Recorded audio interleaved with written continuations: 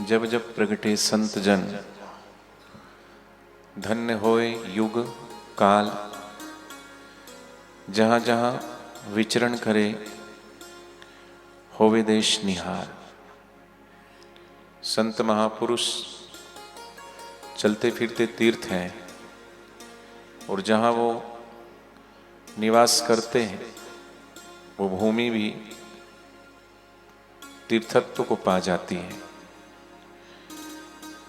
शिवजी भगवान माता पार्वती से शिव गीता में कहते हैं कि जो गुरुदेव का स्थान है वो काशी क्षेत्र है। काशी क्षेत्रम निवासस्य जानवी चरणोदकम गुरुपादोदकम पीत्वा नरः संसार बंधनम। गुरुदेव का निवास स्थान काशी क्षेत्र है। गुरुदेव का पादोदक पावन गंगा जी है। तो ऐसे गुरुदेव हम सब के बापूजी। साधारण व्यक्ति का तो जन्म होता है, मृत्यु होती है, लेकिन भगवान और भगवत प्राप्त महापुरुष, और उसमें भी भगवान श्री कृष्ण गीता में कहते हैं कि जन्म कर्म चमे दिव्यम। भगवान और भगवत प्राप्त महापुरुष के जन्म भी दिव्य होते हैं, कर्म भी दिव्य होते हैं। और भगवान जब धरती पर आते हैं तो भगवान धरती पर कब आते हैं कि बोले यदा यदा ही धर्मस्य ग्लानिर्भवति भारत अभ्युत्थानम अधर्मस्य तदात्मानं सृजाम्यहम्। जब जब अधर्म का बोलबाला समय समय पर, ऐसा नहीं कि अभी कलयुग में है, सतयुग में हिरणाक्ष और हिरण्यकश्यपु, उनका जो आतंक था उसको भी अंत करने के लिए भगवान भक्त के रूप में प्रहलाद को भेजते हैं, और उसकी रक्षा हेतु स्वयं नरसिंह रूप धारण करके भगवान आते हैं। फिर त्रेता में भगवान श्री रामचंद्र जी रावण कुंभकर्ण आसुरी शक्तियां का जो बढ़ गई थी उनको नष्ट करने के लिए जब जब बाढ़ई अधम अधीरा तब तब धरे प्रभु मनुज शरीरा। रामचरितमानस में भगवान के आने की महिमा है, कब आते हैं। और भागवत में भी भगवान का अवतरण कब होता है उसकी महिमा है। श्रीमद् भगवद गीता में भी है कि परित्राणाय साधूनाम विनाशाय च दुष्कृताम धर्म संस्थापनाय अर्थे संभवामि। युगे युगे, हर युग में भगवान किसी न किसी रूप में आते हैं। तो बापू जी तो इस हम भजन गाते हैं कि त्रेता में श्री राम बनकर आप आए थे। त्रेता में श्री राम बनकर आप आए थे, युग युग में अवतार लेकर आप आए हैं। इस युग में बापू का रूप बनाया है, भक्तों ने भगवान का दर्शन पाया है।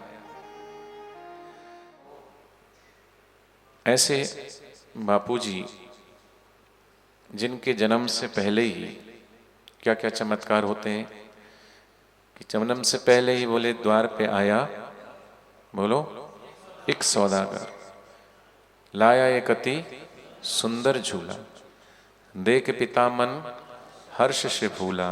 सभी चकित ईश्वर की माया की उचित समय पर ही कैसे आए। तो बोले ईश्वर की है ये लीला, भारी बालक है कोई चमत्कारी। तो जन्म से पहले ही ऐसे, जैसे भगवान बुद्ध का जन्म हुआ था तो भी ऐसे शुभ संकेत हुए थे कि भगवान बुद्ध का जन्म कैसे हुआ। हर महापुरुष के जन्म के पीछे कोई ना कोई रहस्य होता है, संकेत होता है। भगवान श्री राम आए, भगवान श्री कृष्ण आए,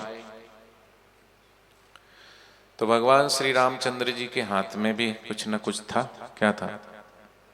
धनुष बाण थे। और भगवान श्री कृष्ण के हाथ में सुदर्शन चक्र था। तो महापुरुष आते हैं दुष्टों को मारने के लिए, इसलिए उनके हाथ में अस्त्र शस्त्र होते हैं। लेकिन मारने वाले से तारने वाला बड़ा होता है, क्योंकि मारने से भी मुक्ति होती नहीं है। क्योंकि हिरणाक्ष और हिरण्यकश्यपु, उनकी मृत्यु भी भगवान के हाथों से ही हुई थी, लेकिन भगवान के हाथों से मृत्यु होने के बाद भी मुक्ति प्राप्त नहीं हुई। तो मृत्यु से बड़ी मुक्ति है नहीं, तो बार बार जन्मो बार बार मरो। तो मरो मरो सबको कहे, मरना ना जाने कोई, एक बार ऐसा मरो कि फिर मरना ना होए। तो मारने के लिए, दुष्टों को मारने के लिए भगवान अवतार लेते हैं। लेकिन सोचो, हिरणाक्ष और हिरण्यकश्यपु भगवान के हाथों मरे, फिर जन्म हुआ उनका। रावण और कुंभकर्ण बने, फिर राम जी उस रूप में आए तो भी कुंभकर्ण और रावण का वध हुआ, और भी आसुरी जो शक्तियां थी। लेकिन फिर दोबारा फिर मारे गए भगवान के हाथों से, फिर जन्म हुआ कि शिशुपाल और कंस के रूप में फिर आए, तो फिर मरे। तो भगवान के हाथों से मरने के बाद भी मुक्ति नहीं मिलती। इसलिए नानक जी को लिखना पड़ा कि लंका लूटी शीश समेत, गर्भ गया बिन सतगुरु की हेत। तो जीवन में जब तक सदगुरु नहीं आते तब तक मुक्ति प्राप्त होती नहीं है। सहजो कारज संसार को गुरुविन होत नाही, हरि तो गुरुविन क्या मिले समझ ले मनमानी। तो पहले हरि तो बाद में मिलेंगे, पहले गुरु मिलेंगे। बापूजी बोलते भगवान का दर्शन हो जाना अलग बात है और भगवत तत्व का साक्षात्कार होना अलग बात है। तो सदगुरु तो भगवत तत्व का साक्षात्कार कराने के लिए आते हैं, माने हमारी मैं से हमें मुक्त कराने आते हैं। क्योंकि मैं ही है जो हमें जन्म जन्मांतर, जो मैं की दीवार है, द्वार में अगर दीवार खड़ी हो जाए तो प्रवेश करना मुश्किल है। दीवार में द्वार भी बन सकता है, दीवार भी बन सकती है। तो मैं खड़ा है तो दीवार है।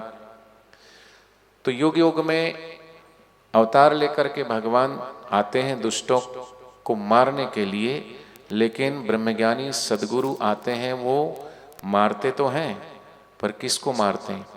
हमारी आसुरी स्वभाव को मारते हैं, हमारे उस नकली अहंकार को मारते हैं, मैं को मारते हैं। तो हमें मैं से मुक्त कराने के लिए आते हैं। और जो मैं से मुक्ति मिल गई तो समझो जन्म मरण से भी मुक्ति मिल गई। तो सदगुरु आते हैं तारने के लिए, भगवान आते हैं मारने के लिए, और सच्चे संत आते हैं तारने के लिए। तो मारने वाले से बड़ा तारने वाला है। सदगुरु जी रे मेरे सदगुरु जी रे, तारण हारे सबके मेरे सतगुरु जी।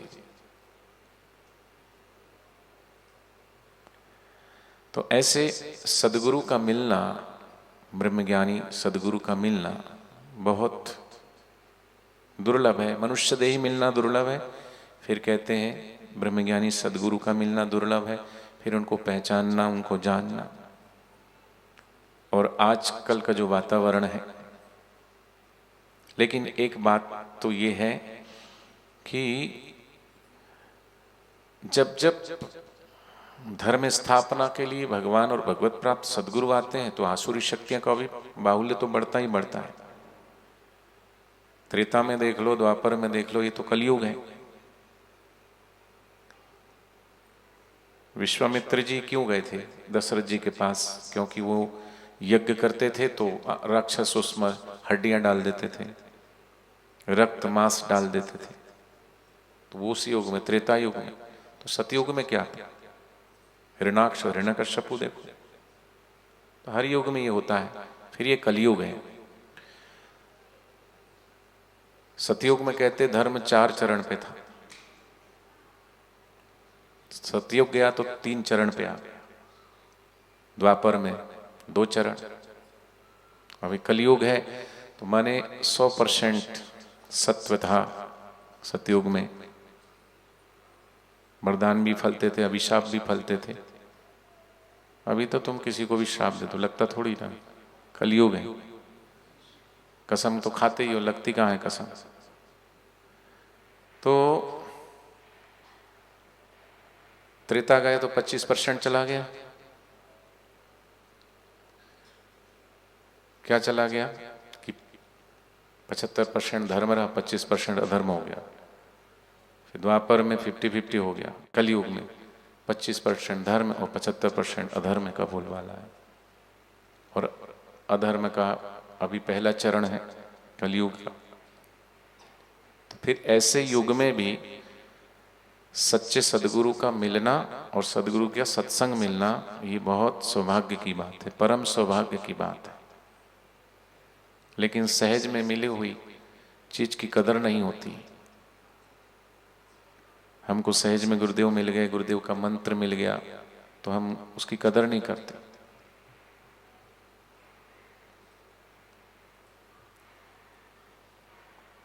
फिर भी जब जब इस धरती पर ब्रह्मज्ञानी महापुरुष आए तो ये विषम परिस्थितियां आई, और इस विषम परिस्थिति में भी कुप्रचार हुआ। तो नानक जी का कुप्रचार हुआ, लेकिन उसमें बाला मर्दाना निखर के आए। कबीरदास जी का हुआ, सलूका मलूका आए। समर्थ रामदी जी की शिवाजी आए, मतंग मुनि की सबरी, रविदास जी की मीरा। लेकिन इस युग में बापू जी के लिए कितना कितना कुप्रचार हुआ और कुप्रचार की पराकाष्ठा हुई। हर तरीके के हथकंडे अपनाए गए, और यहाँ तक कि हम सब बापू जी के श्री चरणों से दूर हो जाए, हमारी श्रद्धा प्रेम विश्वास कमजोर हो जाए, उसके लिए भरकस प्रयास किया गया। और जानबूझ करके राजनीतिक मोहरे के अंतर्गत कानून का जो है दुरुपयोग करके ऐसा निर्णय सुनाया गया। लेकिन एक बात तो है, कोर्ट ने चाहे जो भी निर्णय सुनाया हो, वो कोर्ट का निर्णय तो आज नहीं तो कल बदलेगा तो बदलेगा। लेकिन वो कोर्ट के निर्णय एक तरफ, लेकिन साधकों का निर्णय देखा जाए तो हमारी परीक्षा चल रही थी, और देखा जाए तो उस परीक्षा में सत्य की जीत हुई है, साधकों की जीत हुई है, साधकों के प्रेम की जीत हुई है, साधकों के विश्वास की जीत हुई है, साधकों की आस्था की जीत हुई है। क्यों? क्योंकि ये सदगुरु का दर है, यहां मनमानी नहीं होती। निंदा करने वालों ने चाहे कितनी भी निंदा की है, सच्चे गुरु भक्तों को कोई परेशानी नहीं होती। क्योंकि सच्चे गुरु भक्त कहते निंदकों, कुछ तो है मेरे बापूजी में, वरना इतना इतना होने के बाद भी आज भी बापूजी की दुनिया यूं ही दीवानी नहीं होती, दीवानी नहीं होती। तो ऐसे दीवाने जो चलते हैं तो पीछे फिर लौटते नहीं हैं। समा से मिलने परवाने गए और लौट के आए, तो क्या वो परवाने थे? जो लौट के आए वो परवाने हो नहीं सकते, वो तो मिट जाएं। तो इसलिए साधकों के लिए गुरुदेव कहते हैं, दिलवर से मिलना है तो दिलदार बने रहना। तो अभी जितने भी साधक गुरुद्वार से, गुरु प्रेम से, श्रद्धा से, भाव से सब जुड़े हैं ना, ये सब गुरुदेव के पक्के शिष्य हैं, पक्के घड़े हैं और दिलदार हैं। दिलवर से मिलना है तो दिलदार बने रहना। हर जख्म खाने को कईयों ने कुछ भी कहा हो, लेकिन इतनी समझ तो है। और तुलसीदास जी ने कहा कि जाके प्रिय न राम बेदेही, जाके प्रिय न राम बेदेही, यद्यपि तजिए कोटि बैरिसम है। जाके प्रिय न राम बेदेही, तजिए कोटि बैरिसम, यद्यपि परम सने।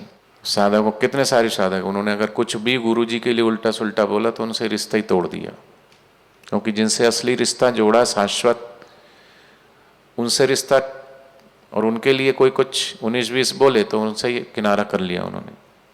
महफिल वही है जिसमें चर्चा रहे तुम्हारी, ऐसी महफिल में क्या जाना जहां जाने से हमारे गुरु के प्रति हमारी श्रद्धा घटे, हमारा प्रेम घटे, विश्वास घटे। महफिल वही है जिसमें चर्चा रहे तुम्हारी, जहां गुरु की महिमा हो, जहां गुरु की महिमा का वखान हो, गुरु में श्रद्धा बढ़े, गुरु में प्रेम बढ़े, गुरु में विश्वास बढ़े। ऐसी महफिल में जाए वो साधक जाते हैं ऐसे में, नहीं तो दूर कर लेते हैं, शादियों में पार्टियों में नहीं जाते। हाँ, इसमें से कई लोग जाते भी हैं, यहाँ भी वेशभूषा वाले कुर्ता पैजामा पहन के आए, वहाँ दूसरी वेशभूषा होती है, कोट पैंट टाई। गर्मी है तो भी कोट पहनेंगे, क्यों? सबसे बड़ा रोग क्या कहेंगे लोग, थोड़ा दिखना पड़ता है, दिखावा तो करना पड़ता है।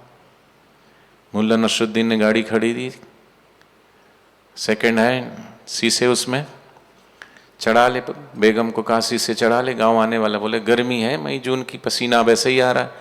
बोले पसीना आ रहा तो भले आए, लेकिन गांव वालों को पता नहीं चलना चाहिए कार में एसी नहीं है, शीशा बंद रहेंगे तो लगेगा एसी है। ऐसी गर्मी है फिर भी बटन बंद, टाई वाई लगा के, कोट वोट डाल के, फिर रुमाल भी है, पोंछ भी रहे हैं, पंखे के आगे गर्म, तो बटन खोल लो थोड़ा, लेकिन दिखना है।